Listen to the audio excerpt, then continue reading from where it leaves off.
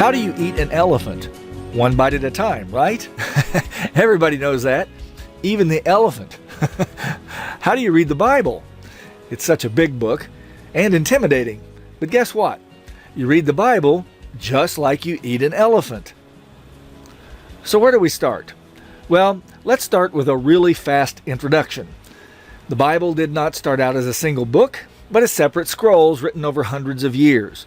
Ancient Jews wrote, in Hebrew, stories about their own history, laws, poetry, all about strange prophets and wars and kings and how God was active in all of it. He showed love and grace, and he promised hope would arise for human suffering. Then Jesus was born. When he grew up, he said, "The kingdom of God is near." But the Jews and Romans executed him for being a common troublemaker.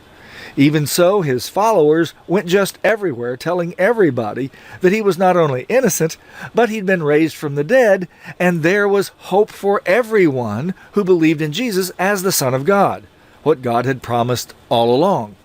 This faith spread like wildfire. His followers started retelling all of the stories about Jesus to everybody. They formed study groups and support groups where they prayed and worshiped together.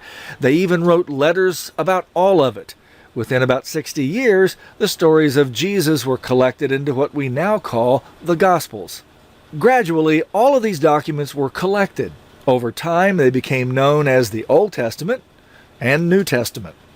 And much, much later, people divided all of this into chapters and verses. So there you have it, all in one book, the Bible. Now, there are many ways to read the Bible, but here's my invitation to you. I'm going to start simply with the New Testament and read it through in 1 year, and I'll explain it as I go. It's very easy to do because there are only 260 chapters in the New Testament. So we're going to read just 5 to 7 chapters a week, and that will allow us to finish easily in a year with a little time to spare.